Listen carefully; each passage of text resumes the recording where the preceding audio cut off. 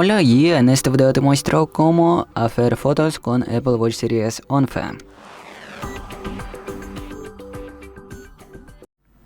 Primero que tienes que hacer es obviamente encender tu reloj, luego presionar en ese botón que está más arriba a derecha y aquí tienes que bajar hacia abajo y encontrar opción control de cámara.